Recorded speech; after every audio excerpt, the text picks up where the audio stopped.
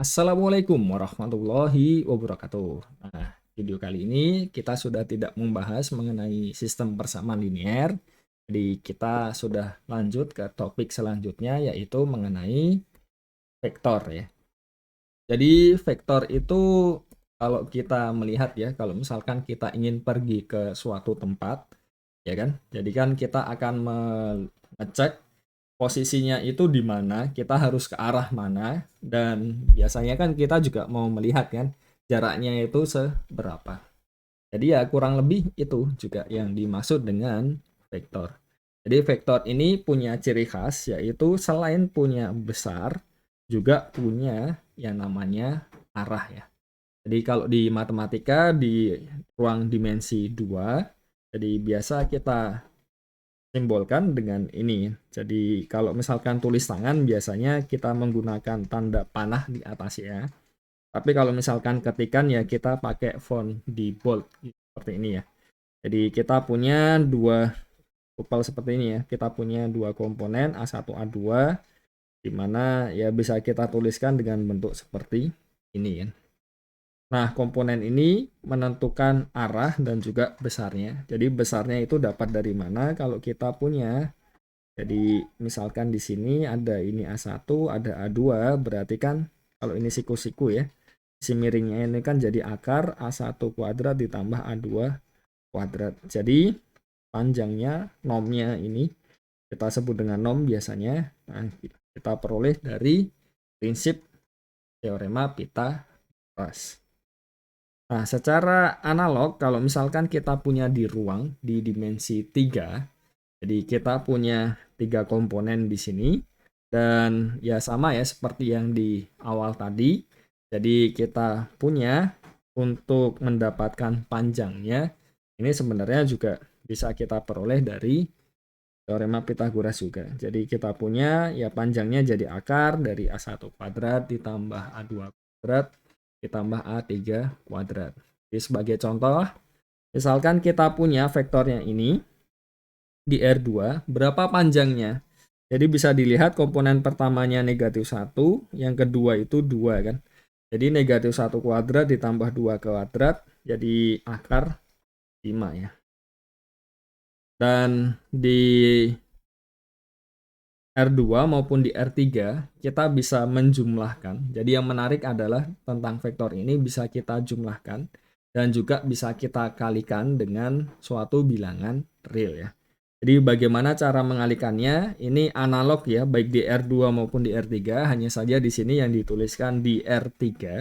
Jadi kalau di R2 ya nanti ya kita punya 2 kan di sini kan. Ya kurang lebih sama lah. Jadi kita punya jumlahannya, ini kita ambil yang seletak ini kita jumlahkan kan. Jadi bisa dilihat di sini ya. Untuk penjumlahannya dan untuk perkaliannya dengan suatu bilangan real, jadi alfanya ini bisa masuk ke masing-masingnya. Jadi itu dari definisi untuk ya bagaimana cara menjumlahkan dua vektor dan mengalikannya dengan suatu bilangan real yang biasa kita sebut nanti dengan skalar ya. Ya. Dan bagaimana dengan sifat-sifatnya kalau di R3, jadi bisa kita lihat ya, jumlahannya ini berlaku komutatif. Kenapa? Karena bisa kita lihat yang jumlahnya di sini, ketika kita punya di R3, ini kan bentuknya A1 plus B1, A2 plus B2, terus A3 plus B3 kan. Nah, karena di bilangan real itu berlaku komutatif, berarti kan kita punya B1 plus A1, B2 plus A2, terus B3 plus A3, yang mana ini adalah ya B plus A kan. Terus bagaimana dengan ini ya? Jadi nolnya di sini ya maksudnya nol vektor ya. Jadi semuanya nol. Jadi bisa dilihat di sini negatif A itu maksudnya negatif 1 dikalikan A. Jadi bisa kita lihat bentuknya di sini A1 ditambahkan negatif 1 kali A berarti ini negatif 1 A1. Terus di sini A2 ini negatif 1 A2, terus ini A3 negatif 1 dikalikan A3. Makanya kita peroleh hasilnya 0 semua kan. Dan ini bagaimana? Ya jelas ya, kalau kita punya di sini A1, A2, A3 semuanya ditambah 0, ya kan? Jadi yang bagian kiri ini kan jadi ini ya. Ya pasti akan sama dengan 0 ditambah A1, 0 tambah A2, 0 ditambah A3 3 ya, yang mana ini menghasilkan A1, A2, A3 kan. Jadi bisa kita peroleh yang ketiga. Dan yang keempat, bagaimana cara membuktikannya? Jadi bisa kita lihat di sini alfa, ini A plus B-nya kan jadi A1 plus B1 tadi kan, A2 plus A2 ya di sini ya, bukan alfa ya. A2 plus B2, terus A3 plus B3 kan. Jadi ini jadi apa? Ya kalau kita ini kan ya bisa masuk kan. Jadi A1 plus B1, alfa kali A2 plus B2, terus alfa kali A3 plus B3. Jadi kita memanfaatkan sifat distributif di bilangan real. Jadi kita peroleh di sini alfa A1, alfa B1, alfa A2, alfa B2, alfa A3 plus alfa B3. Nanti ini kita pecah jadi 2 kan, kita peroleh ketika alfanya kita keluarkan nanti jadi alfa A ditambah alfa B ya. Jadi kita pisah ini jadi 2. Kelihatan sekali ya bagaimana cara misahnya kan nanti kan. Jadi ya bentuk seperti yang di kanan ini. Nah, terus ini bagaimana? Nah, kita punya kalau kita kalikan alfa plus beta dikalikan A nanti kan jadi alfa plus beta kali A1, alfa plus beta kali A2, terus alfa plus beta kali A3 kan. Nah, kalau di bilangan real kita punya dia jadi alfa 1 A1 ditambah beta kali A1 ya kan. Alfa ini bukan alfa 1 ya, alfa kali A2 ditambah beta A2, alfa A3 ditambah beta A3, yang mana ini kalau kita pecah sama seperti ini tadi ya. Ini tadi tidak saya tulis. Jadi alfa A1, alfa A2, alfa A3 ditambah beta A1, beta A2, beta A3 kan. Nah, ini alfanya tinggal dikeluarkan makanya jadi alfa A ditambah beta B ya. Jadi ini beberapa sifat yang di R3. Yang di R2 tentunya lebih mudah ya karena hanya melibatkan 2 komponen saja kan, dan caranya sama persis seperti itu tadi ya. Nah, tadi sudah disinggung tentang norma atau besar ya. Nah, bagaimana dengan kalau kita punya 2 vektor, apakah kita bisa menentukan jaraknya kan? Tentunya bisa, dan kita definisikan jarak antara vektor A dan B sebagai panjang dari vektor A dikurang vektor B. Jadi maksudnya kurang di sini sama ya kayak tadi ya. Jadi A ditambah negatif 1 kalikan B. Ini yang dimaksud dengan ya A dikurang B ya. Dan kalau kita kalkulasi ya nanti bentuknya seperti ini di R3. Dan bisa kita lihat kalau B-nya ini vektor 0, dia akan sama seperti panjang A kan. Jadi ya besar itu bisa kita lihat sebagai jarak antara vektor tersebut dengan vektor. Nah, kalau kita punya ini tadi bagaimana dengan sifat-sifatnya kan. Jadi bisa kita lihat ternyata panjang dari vektor A ditambah B akan kurang dari sama dengan ya ini ya. Jadi kalau kita gambarkan sebenarnya misalkan kita punya di sini A-nya, terus ini B-nya, ya kan. Jadi A ditambah B kan ini kan ya. Ini A ditambah B kan. Dan bisa kita lihat panjangnya dari A tambah B ini ya dengan ini ya dari segitiga kan. Jadi pasti tidak akan melebihi dari panjang yang sisi-sisinya kan kalau segitiga itu kan. Jadi satu sisi tidak mungkin melebihi jumlah dari 2 sisi yang lain. Makanya kita peroleh gambarannya seperti itulah. Terus kita punya ini dari A ke B. Jadi kita punya A ke B. Jadi sederhananya kalau misalkan kita punya ini ya titik-titik ya. Ini ya mirip seperti itu kan. Jadi kalau mirip seperti yang di atas lah. Tapi konsepnya agak sedikit berbeda. Jadi ya sekali lagi kita punya kalau misalkan ini kan dari jarak A ke B kan. Jadi kita mau dari A ke B, terus B ke C kan. Ya tentunya akan lebih dekat ya kan. Ya tidak mungkin lah lebih jauh ya dibandingkan dengan dari A ke C langsung kan. Jadi kurang lebih seperti itu untuk idenya. Nah, di vektor sendiri kita bisa mengoperasikan kedua vektor tidak hanya penjumlahan dan perkalian skalar tadi, Jadi ada yang kita kenal dengan dot product. Jadi yang perlu diingat, dot product ini hasilnya ini akan menjadi suatu skalar ya. Kenapa? Karena ya bisa dilihat kan. Jadi ini anggota R, ini juga anggota R. Kalau kita jumlahkan keduanya jadi anggota R ya. Jadi sudah bukan suatu vektor lagi. Nah, kalau di R3 ya jadinya seperti ini ya. Jadi intinya per komponennya dari AB-nya itu dikalikan, nanti hasil akhirnya dijumlahkan semuanya kan. Jadi itu adalah dot product atau hasil kali titik. Jadi sebagai contoh misalkan kita punya A-nya ini, B-nya ini. Jadi ini satunya ke sini ya, terus negatif 3 ke sini, terus negatif 2 ke sini, nolnya ke sini kan. Terus kita kalikan ini negatif 1, ini 0. Negatif 3 maaf, tambah 0 kan berarti negatif 3 ya. Nah, contoh lain misalkan kita punya A-nya ini, jadi ini negatif 2-nya, ini 3-nya, ya kan? Ini 7-nya, di sini 1-nya, terus negatif 3-nya di sini 4-nya kan. Kalau dikalikan ini negatif 6, ini 7, ini negatif 12 kan. Berarti ini jadi 1 ditambah negatif 12, jadi negatif 11. Ya, itu untuk ya beberapa contoh dari dot product. Dan kalau kita punya di R2 maupun di R3 akan berlaku sifat-sifat ini ya. Jadi kita coba lihat buktinya untuk di R2 dulu. Ya di R3 kurang lebih sama lah, mirip seperti tadi ya. Jadi kalau kita punya A dot B di R2 berarti kan kita punya A1B1 ditambah A2B2 gini kan. Dan karena di himpunan bilangan real itu dia komutatif, jadi ini bisa kita tuker kan.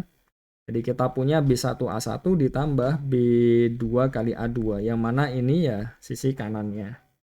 Dan nomor 1 sudah ya. Jadi nomor 2 kita punya bentuk ini. Nah ini kan dia sama dengan apa? A1 kuadrat ditambah A2 kuadrat ya.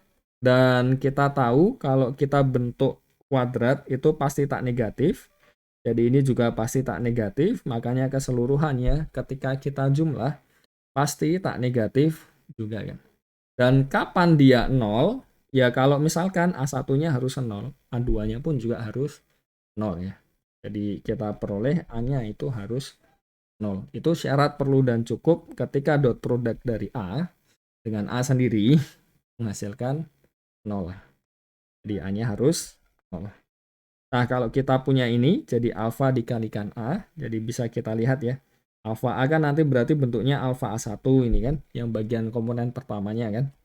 Terus, jadi ini ya, jadi yang sebelah kiri kan bentuknya ini ya, jadi alfa A1, alfa A2, ditambah beta B1, ditambah beta B2 gini kan.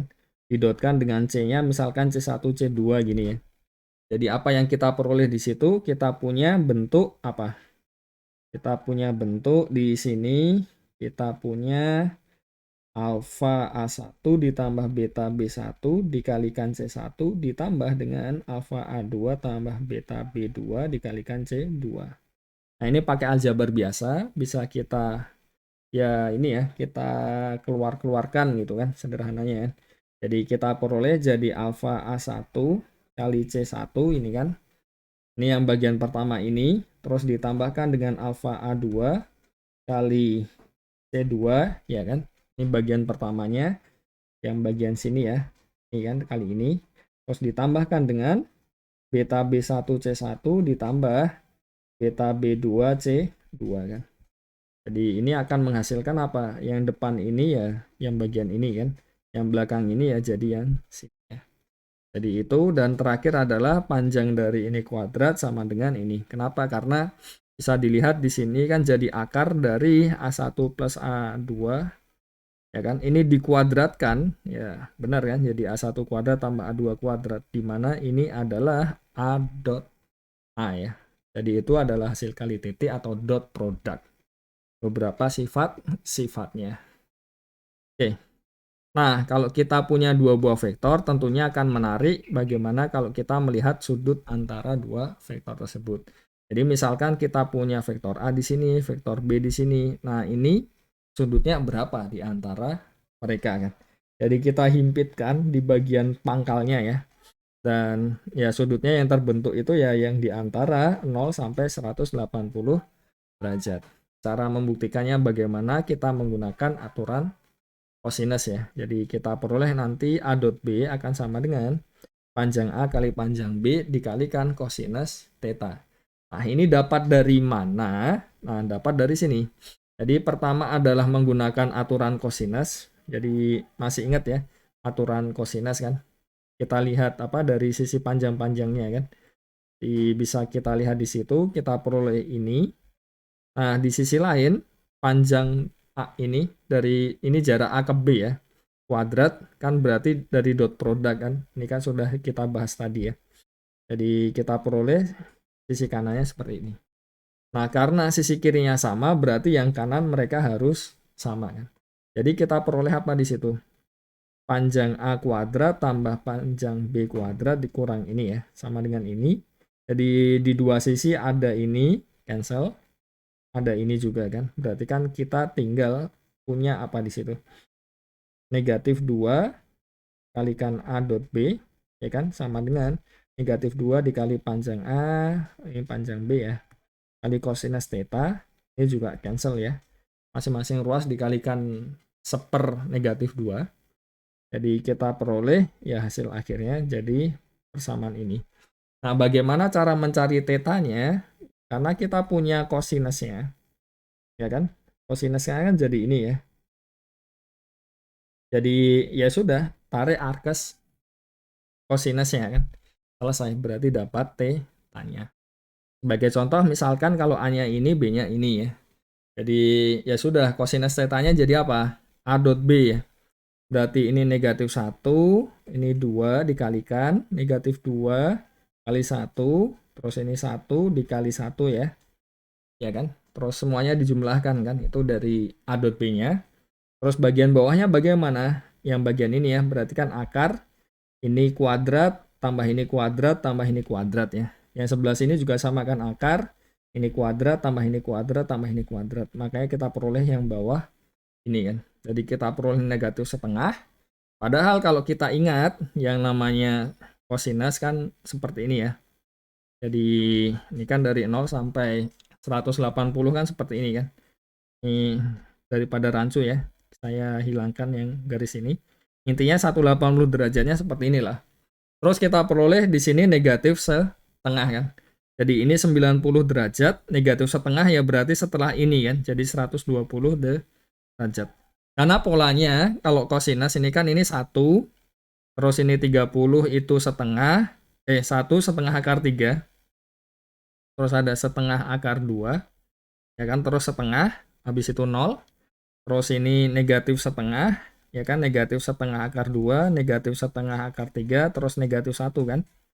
Jadi polanya kan seperti itu kan, kalau kita lihat di trigonometri ya. Nah, jadi yang sinus dan kosinus. Di sudut istimewanya ya 30, 45, terus 60, 90, 120, 135, 150, 180. Makanya kita peroleh di sini 120 derajat karena kita ambil yang tetanya di antara ini tadi 0 sampai 180. Jadi itu, dan bisa kita lihat ya. Jadi kalau kita lihat dari bentuknya ini bagian bawahnya ya. Jadi kosinus theta itu kan jadi A didotkan dengan B dibagi panjang A kalikan panjang B kan. Nah, bagian bawah ini pasti selalu, ya ini pasti lebih dari 0 ya. Karena kita ingin A dan B-nya kan ya bukan vektor 0 kan. Jadi penentunya adalah di bagian pembilangnya. Dan bisa kita lihat, kalau ini lebih dari 0, artinya apa? Bisa kita lihat di sini ya.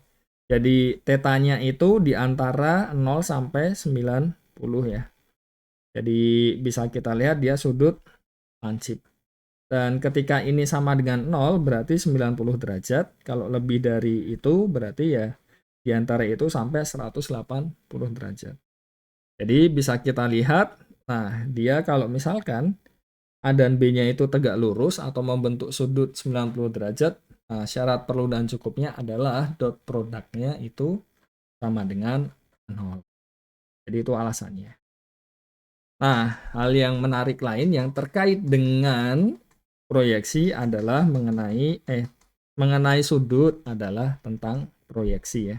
Jadi kalau kita punya A dan B ya kan. Jadi A-nya di sini misalkan, terus ini B-nya di sini misalkan ya. Nah, ini kalau kita tarik tegak lurus di sini, kan ada yang bagian ke sini, misalkan ini C1, terus yang ini C2 ya, misalkan ya. Nah, dari situ kita peroleh apa? A-nya dapat kita nyatakan dalam bentuk C1 ditambah C2 kan. Padahal C1-nya ini sejajar dengan B kan. Makanya kita bisa lihat C1-nya ini sebagai kelipatan dari B-nya. Dan C2-nya ini tegak lurus dengan vektor B kan. Nah, dari situ kita peroleh apa? Jadi karena C2-nya ini tegak lurus dengan B, padahal kan tadi A ini sama dengan C1 plus C2 kan. Berarti kan kita peroleh C2-nya sama dengan A dikurang C1 kan. Dan kalau kita dotkan C2 ini dengan B, karena dia tegak lurus hasilnya 0 ya. Dan ini kita ganti, dan setelah kita hitung, menggunakan sifat-sifat yang tadi ya, kita peroleh di sini kan. Jadi kita peroleh apa di sini? Ya, K dikali B kuadrat sama dengan A dot B, yang artinya K-nya sama dengan A dot B dibagi B kuadrat. Jadi kita bisa menemukan, nah ini K-nya ini. Nah, yang dimaksud proyeksinya apa? Ya C1-nya ini. Jadi C1 adalah K dikali B, berarti K-nya ini ya, B-nya ini ya. Jadi kita peroleh C1-nya sama dengan ini. Nah, yang bagian tegak lurus ya, C2-nya otomatis bisa kita peroleh kan. Dari mana? Ya dari ini tadi. Jadi kan vektor A dikurang C1. C1-nya kan A dot B dibagi dengan panjang B kuadrat dikalikan vektor B. Jadi C1, C2-nya semuanya bisa dihitung. Nah, sebagai contoh, jadi misalkan ini tadi ya. Jadi C1-nya ini kita sebut proyeksi dari A pada B ya. Ini tadi. Contohnya misalkan A-nya ini, B-nya ini kan. Jadi kita masukkan saja. Ini 3 kali negatif 2, negatif 1 kali 3 kan. Terus bagian panjang B-nya dikuadratkan. Nah, berarti kan ini kuadrat tambah ini kuadrat kan. Selesai ya, 9. Dikalikan vektor B-nya. Jadi kita peroleh seperti ini. Jadi ini contoh proyeksi vektor A pada B. Nah, kalau di R3 ada satu tambahan lagi yang menarik, yaitu tentang hasil kali silang. Jadi kalau yang hasil kali titik tadi, hasil akhirnya jadi suatu skalar. Nah, kalau ini jadi vektor lagi ya. Itu yang menariknya di sini. Nah, vektor yang seperti apa? Nah, dia akan jadi vektor yang tegak lurus dengan ya masing-masingnya yang dikalikan. Nah, jadi ini definisinya ya, A kali B itu ini. Jadi dia yang tegak lurus baik dengan A maupun dengan B. Jadi tujuannya memang mencari vektor yang seperti itu. Nah, bagaimana cara menghafalnya? Ini kan repot sekali ya. Jadi kita bisa melihat seperti ini. Misalkan ini I, ini J, ini K. Jadi kita ingat lagi di matriks itu kan ada definisi determinan ya. Jadi A kali B ini sama dengan determinan dari ini kalikan I dikurang determinan ini kalikan J, determinan ini dikalikan K. Jadi ini sebenarnya dari mana? Dari sederhananya seperti ini. Jadi baris ini kita tutup, ya kan? Terus bagian I-nya ini kita hilangkan sininya, sisanya tinggal A2, A3, B2, B3. Bisa dilihat ya. Dan determinan seperti ini kan kita tahu ya, kalau misalnya A, B, C, D, kita ambil determinannya kan jadi AD dikurang BC ya. Jadi tidak sulit untuk mencari determinannya, dan lebih umum lagi yang mengenai matriks nanti akan kita bahas di video yang selanjutnya. Jadi kita punya ini, terus kalau yang bagian kedua ini negatif 1 dikalikan J, terus ini ditutup, sisanya tinggal ini kan. Terus K-nya ini ditutup, nah sisanya tinggal ini. Jadi ya begitulah supaya lebih mudah untuk melihatnya kan. Nah, ini contohnya, misalkan kita punya vektor A ini, jadi A cross B jadi apa?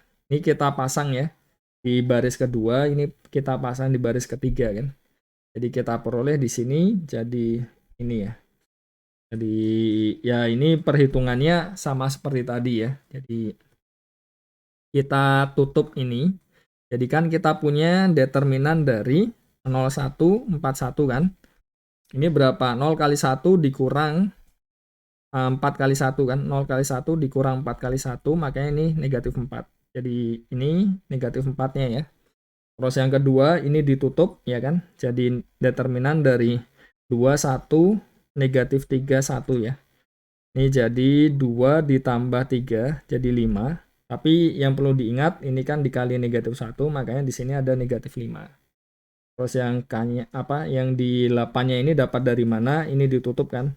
Jadi kita punya 2, 0, negatif 3, 4. Ini kan jadi 2 kali 4, 8 kurang 0 ya. Jadi 8 ya. Jadi kita punya di situ. Nah, itu cara mudahnya lah. Bagaimana cara mencari hasil kali silang dari dua buah vektor. Dan bisa dilihat ini merupakan vektor lagi. Karena I-nya ini kan vektor, J-nya vektor, K-nya juga vektor kan. Jadi ini di R3, ini di R3, ini di R3. Makanya keseluruhannya jadi di R3 lagi ya. Dan menariknya adalah kalau misalkan kita cek ya, ini didotkan dengan A hasilnya 0, didotkan dengan B hasilnya juga 0. Jadi bisa dilihat A cross B ini tegak lurus dengan A dan juga dengan B kan. Ya, bisa dilihat di situ. Dan sifatnya menarik ya. Jadi banyak sekali. Dan untuk buktinya saya tinggal sebagai latihan ya. Jadi bukti untuk latihan. Kenapa? Karena ya ini konteksnya masih di R3 kan. Jadi ya misalkan saja ini bentuknya ini jadi A1, A2, A3 itu kan. B-nya kita misalkan B1, B2, B3, terus C-nya juga C1, C2, C3. Nanti tinggal dimasukkan seperti itu dan selesai. Nah, salah satu hal yang menarik dari hasil kali silang ini adalah tentang identitas Lagrange. Jadi kita peroleh bentuk seperti ini ya. Jadi ini hubungannya antara A cross B dengan A dot B. Dan ini ya salah satu hal yang menarik di sini. Jadi alasannya kenapa ini buktinya ya. Jadi A cross B kuadrat. Jadi bisa kita lihat ya. Jadi di situ apa? Jadi bukan alasan. Maksud saya apa yang diakibatkan dari proposisi ini. Jadi kita punya ini kuadrat sama dengan ini tadi. Padahal A dot B bisa kita ganti. Jadi bisa kita lihat di sini ya. Jadi kita punya panjang dari A cross B ini jadi panjang A kali panjang B dikali sinus theta. Maksudnya bagaimana?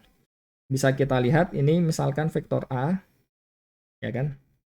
Ini vektor B misalkan ya. Oke ya. Ini tetanya. Oke.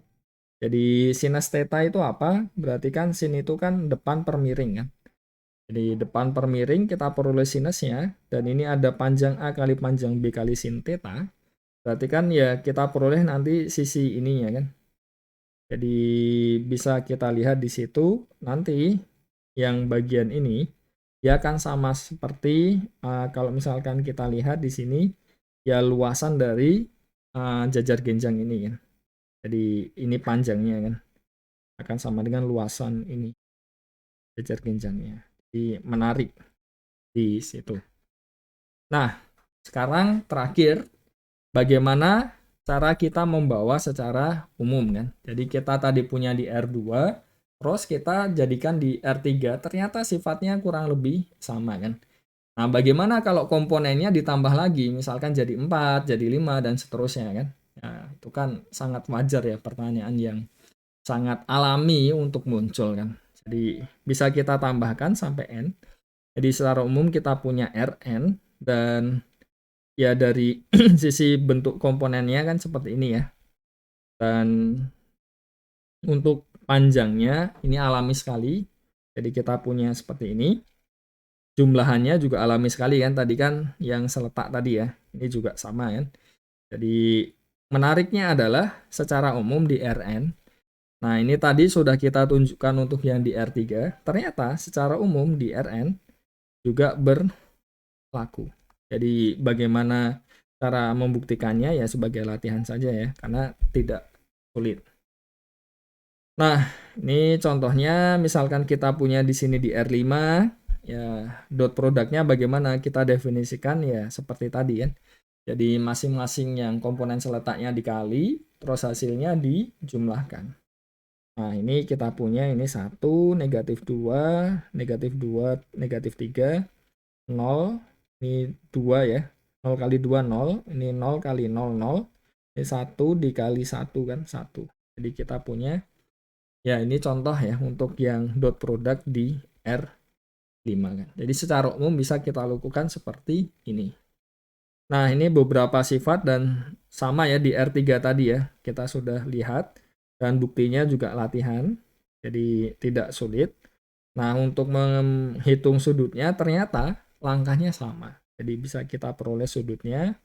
Dan mungkin itu saja untuk yang dapat saya sampaikan.